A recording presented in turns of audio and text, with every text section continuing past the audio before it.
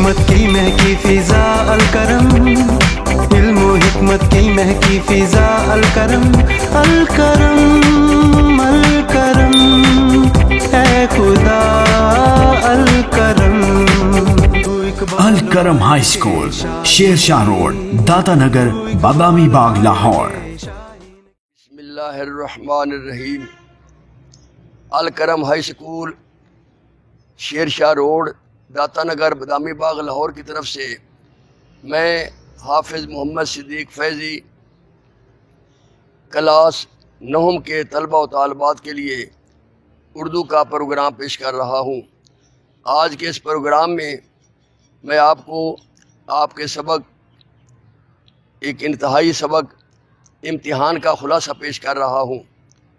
इम्तिहान ये मिर्ज़ा फ़रहतुल्लाह बेग का एक इंतहाई अहम मुआशरती, इस्लाही, सबक आमूज़, नसीहत आमूज़ और तंज़ व मिज़ाज से भरा हुआ मज़मून है, जो उनकी किताब मज़ामीन फ़रहत से लिया गया है।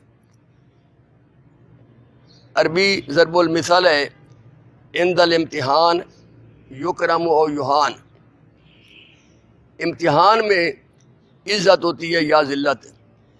इम्तिहान में बच्चा अच्छे नंबर ले जाए, पास हो जाए तो इज़्ज़त होती है, वो घर वालों की आंखों का तारा होता है, और अगर फेल हो जाए तो वही सारे घर में नकारा होता है।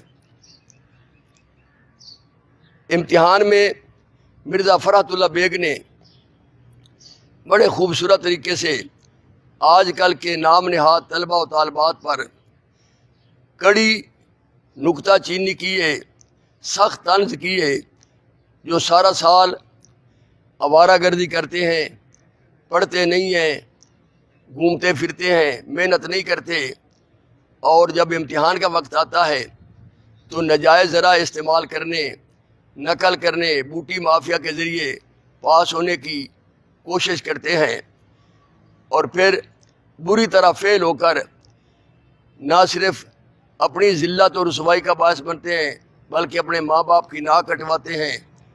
दोस्तों में, महल्ले में सिवाय शर्मिंदगी के उनको कुछ हासिल नहीं होता। ऐसे तालिब इल्मों के बारे में उन्होंने ये इंतहाई दिलचस्प तंज़ व मिज़ाज से भरा हुआ मज़मून लिखा है, इम्तिहान। वो आम तौर पर तकदीर का बहाना बनाते हैं कि कुछ मेहनत से कुछ नहीं होता, सब कुछ तकदीर से होता है। तो आप समझ सकते हैं, अल्लामा इकबाल ने भी कहा है, खुदा जाने खुद फरेबी है या खुदा फरेबी। खुदा जाने खुद फरेबी है या खुदा फरेबी, अमल से फारिग हुआ इंसान करके तकदीर का बहाना। अल्लामा इकबाल फरमाते हैं कि अल्लाह बेहतर जानता है खुद फरेबी इंसान अपने आप को धोखा दे रहा है या कि खुदा को धोखा दे रहा है। जब इंसान अमल से फारिग हो जाता है तो तकदीर का बहाना बना लेता है। हालांकि अल्लाह ताला की जो मदद है वो भी उनको हासिल होती है जो अपनी हालत बदलते हैं। जैसे खुदा ने आज तक उस कौम की हालत नहीं बदली, ना हो जिसको ख्याल खुद अपनी हालत के बदलने का। तो ये सबसे पहले मैंने आपको बता दिया है कि सिर्फ तकदीर ही नहीं होती, इंसान की मेहनत है, और अल्लाह ताला की मदद भी उन्हीं का शामिल हाल होती है जो तकदीर का बहाना नहीं बनाते बल्कि खुद मेहनत करते हैं। तो अब आप खुलासा समाअत फरमाएं। मिर्ज़ा फ़रहतुल्लाह बेग बयान करते हैं कि मुझे इम्तिहान से घबराने वालों पर हंसी आती है। लोग इम्तिहान के नाम से घबराते हैं, इम्तिहान का नाम सुनकर घबराते हैं, लेकिन मुझे घबराने वालों पर हंसी आती है। इम्तिहान में क्या होगा, पास या फेल, तो कोई बात नहीं, फेल हो गए तो अगले साल सही, इस साल नहीं तो अगले साल इम्तिहान दे लेंगे। हालांकि उनको ये पता नहीं कितनी ढिठाई से वो कह रहे हैं कि अगले साल इम्तिहान, अगले साल सारा साल इम्तिहान की फीसें अदा करना और अपने दोस्तों में, महल्ले में फेल होकर जलील और रुसवा होना, किताबें ख़रीदना, खर्चा करना, आना जाना, खर्चे हज़ारों रुपया खर्च हो जाता है, माँ बाप का खून पसीने की कमाई हराम हो जाती है, और वो कितनी ढिठाई से कह देते हैं کہ کوئی نہیں، فیل ہو گئے تو اگلے سال پاس ہو جائیں گے۔ فرماتے ہیں کہ میں چاہتا ہوں کہ سارا سال ہی امتحان ہو لیکن پڑھنے اور یاد کرنے کی قید ختم ہو جائے۔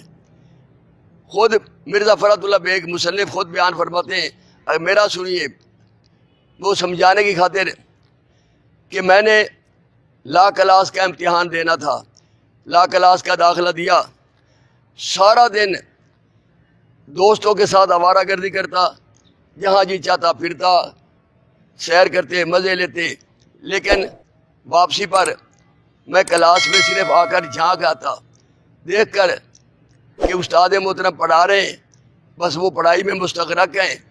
مرشد صاحب سے میری دوستی تھی، وہ کلرک صاحب جو ہیں میری حاضری لگا دیتے تھے، بس میں آرام سے گھر بیٹھ جاتا تھا۔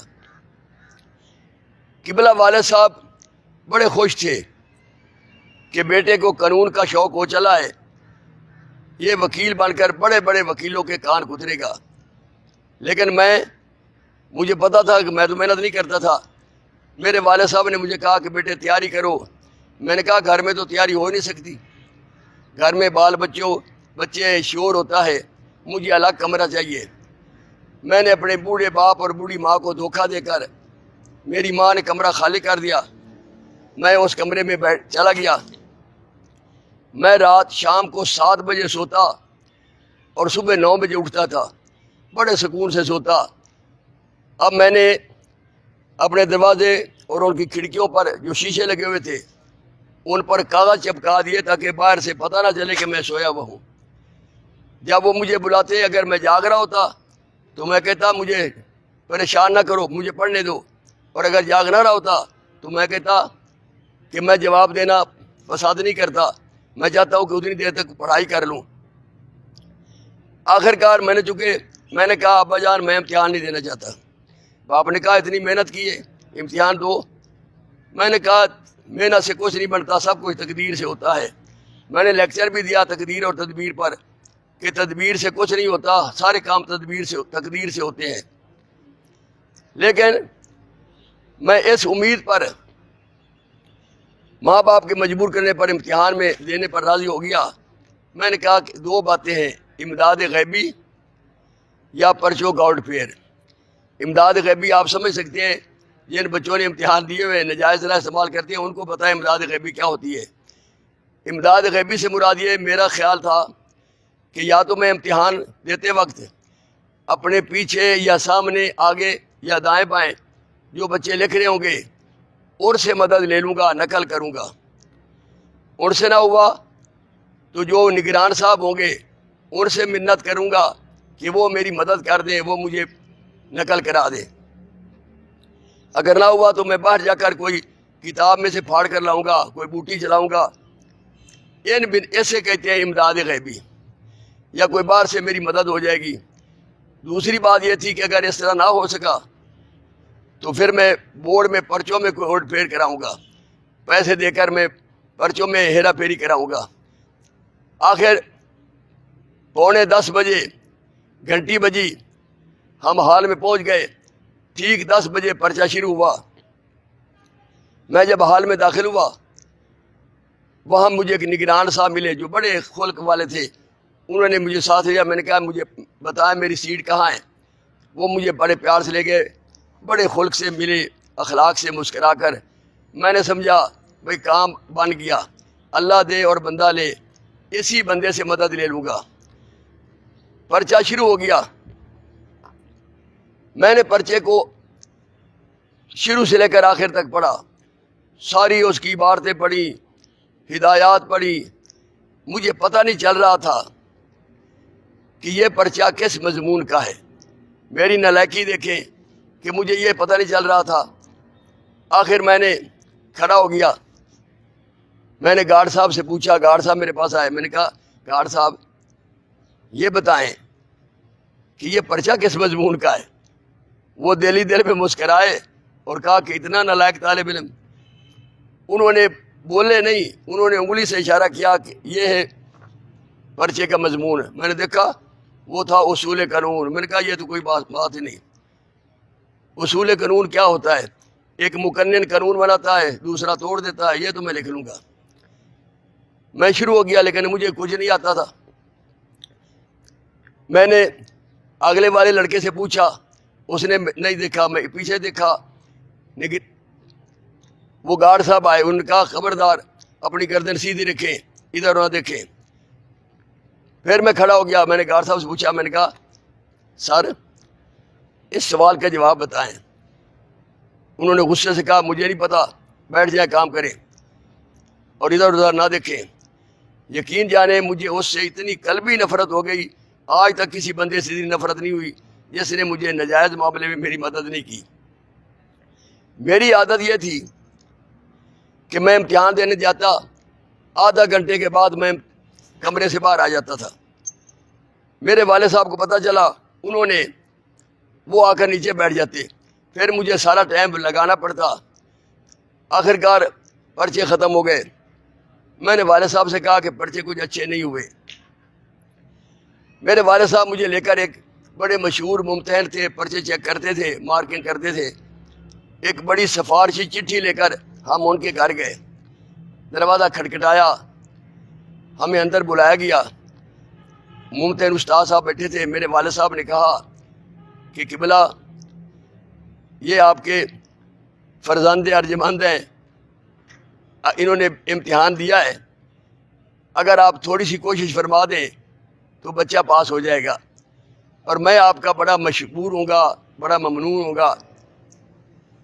وہ مسکرائے اور انہوں نے فرمایا سارے لوگوں سے جو بیٹھے تھے کہ دیکھو امتحان بچہ دے اور کوشش میں کروں، یہ کس طرح ہو سکتا ہے؟ اسے کہیں کہ یہ محنت کرے اور یہ کوشش کرے تب پاس ہوگا۔ والد صاحب شرمندہ ہوئے، میں بھی شرمندہ ہوا۔ اس کے بعد ہم کسی کے پاس نہیں گئے۔ آخر امتحان کا نتیجہ آ گیا، میں بری طرح بدرجہ اعلیٰ فیل ہوا۔ مجھے پتہ نہیں، ایک بھلے مانس ممتحن نے، کوئی بڑا شریف مارکنگ کرنے والا استاد تھا، اس نے مجھے ایک پرچے میں 2 نمبر دیے، باقی میں بری طرح فیل ہو گیا۔ میں نے کہا کہ یہ کسی بورڈ کے چپڑاسی نے یہ پرچے بدلے ہیں، لیکن کچھ نہ بنا۔ میرے والد صاحب نے پھر بھی مجھے تسلی دی، میرے آنسو پوچھے اور کہا بیٹے کوئی بات نہیں، اس سال نہیں تو اگلے سال صحیح، کوئی بات نہیں، 100 دن چور کے تو ایک دن شاہ کا۔ آخر اس طرح مجھے باپ کی اس اشک شوئی سے، اس حوصلہ افزائی سے 1 سال آوارہ گردی کرنے کا پھر موقع مل گیا۔ تو یہ تھا خلاصہ، اور اس میں یہ بات بتائی گئی ہے، جیسے آخر میں شعر بھی لکھ سکتے ہیں، ہم ڈٹائی میں اس طرح ثابت رہیں گے، ہم ڈٹائی میں اس طرح ثابت رہیں گے، لوگ تھک جائیں گے امتحان لیتے لیتے۔ اور علامہ اقبال کی یہ بات بالکل صحیح کہ خدا جانے خود فریبی ہے یا خدا فریبی، عمل سے غافل ہوا انسان کر کے تقدیر کا بہانہ۔ تو عزیز طلباء و طالبات، یہ انتہائی اہم مضمون ہے امتحان، اس کا خلاصہ اس طرح یاد کر لیں تو انشاءاللہ تعالی امتحان میں اچھے نمبر میں پاس ہوں گے۔ اللہ تعالیٰ آپ کو دنیا اور آخرت کے ہر امتحان میں کامیاب و کامران فرمائے، اور اللہ تعالیٰ آپ کو اپنے حفظ و امان میں رکھے۔ خدا حافظ۔